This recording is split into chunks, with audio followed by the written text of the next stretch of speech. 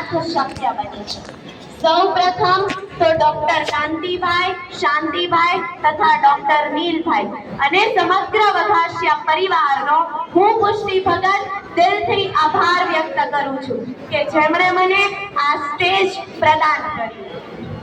જન્મદાત્રી જનની, જન્મદાત્રી જનની, જન્મનો ભાર ઝીલનારી મારી ભારત માતા, એ ભારત માતાના કુખે જન્મેલી અને ધરતી માના ખોળામાં રમનારી આ ચંપાબાની ભત્રીજી એવા પુષ્ટિ ભગતના આપ સૌને કોટી કોટી પ્રણામ।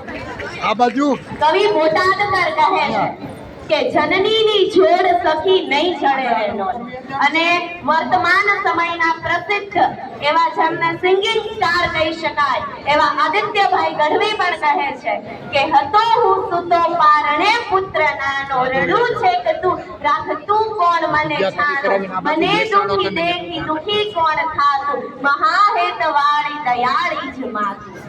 હમણાં 4-5 દિવસ પહેલા મેં એક બુકની અંદર વાંચ્યું હતું કે માં હવે તું થાકી ગઈ છે, સૌથી વહેલી જાગી ગઈ છે, માં હવે તું થાકી ગઈ છે, પરોઢિયામાં લઈ સાવરણો ફળિયું આખું વાળે, પરોઢિયામાં લઈ સાવરણો ફળિયું આખું વાળે, ઈશ્વરની બે ધૂપ સળીથી ખૂણે ખૂણો અજવાળે, ઈશ્વરની બે ધૂપ સળીથી ખૂણે ખૂણો અજવાળે, મીઠા ટહુકાથી ઘર આખું જગાડે, મીઠા ટહુકાથી ઘર આખું જગાડે, અને રૂમ ઝૂમતી જ્યાં માં હોય ને સાહેબ ત્યાં એલારામ કોણ વગાડે, જ્યાં હોય માના આશીષ ત્યાં ન નડે કોઈ અપશુકન, જ્યાં હોય માના આશીષ ત્યાં ન નડે કોઈ અપશુકન, મધના નહીં પણ મારે તો મારી માવલડીના શુકન, મધના નહીં પણ મારે તો મારી માવલડીના શુકન।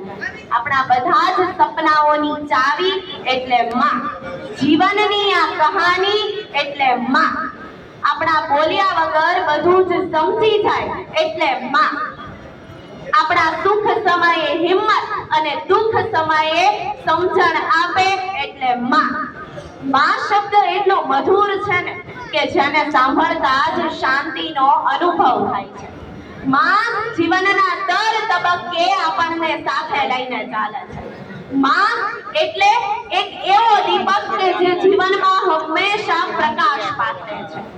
માં એટલે પ્રેમનો સાગર, માં એટલે કાળજીનું છત્ર, અને માં એટલે સંસારનો સૌથી મોટો ટેકો। હમણાં જ થોડા દિવસ પહેલા મેં એક નોવેલમાં વાંચ્યું હતું, એમાં એક આર્ટિકલ હતું, આશરે આર્ટિકલ નંબર 19 ની અંદર આપણા પૂર્વ રાષ્ટ્રપતિ ડોક્ટર એપીજે અબ્દુલ કલામ એમનું એક પત્રકારે ઇન્ટરવ્યુ લીધું, અને એ ઇન્ટરવ્યુમાં ડોક્ટર એપીજે અબ્દુલ કલામને પ્રશ્ન પૂછવામાં આવ્યો કે તમે તમારા સફળ જીવનનો સૌથી મહત્વનો શ્રેય એ કોને આપશો? ત્યારે ડોક્ટર એપીજે અબ્દુલ કલામે એવું કહ્યું કે હું મારા સફળ જીવનનો સૌથી મહત્વનો શ્રેય એ મારી માતાને આપીશ। તેવી જ રીતે નાના એવા ઉમરાળી ગામમાં રહીને મારા ચંપાબાએ તેમના દીકરા દીકરીઓને ખૂબ સારું એવું શિક્ષણ પ્રાપ્ત કરાવ્યું છે, જેમના ઉચ્ચ શિક્ષણને કારણે આજે તેઓ પ્રગતિના માર્ગ તરફ દોરી રહ્યા છે। તેમના આવા પુણ્યના પ્રતાપે તેઓ આજે આટલું સુખ ભોગવી રહ્યા છે। કહેવાય છે ને, ઉસે આઈ કહું યા મમ્મા, माँ कहूँ या अम्मा, माँ के मुख से निकला हुआ हर शब्द है प्यार भरा चूमा।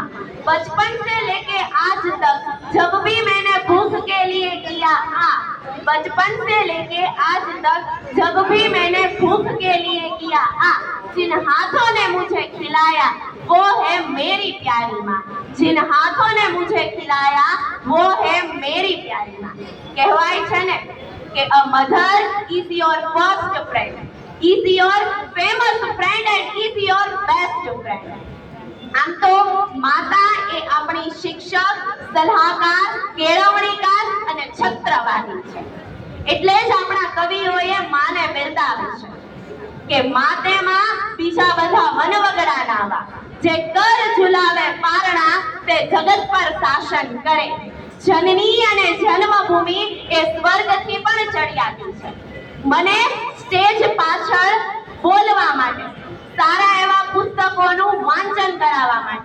જીવનમાં હંમેશા પોઝિટિવિટી આપવા માટે અને મારા જીવનને એક સુખ અને શાંતિમય બનાવવા માટે મારા જીવનનો સૌથી મહત્વનો ફાળો હું મારી માતાશ્રી અને મારા દાદીબાને આપું છું કે જેમણે મને આ મંચ સુધી પહોંચાડી.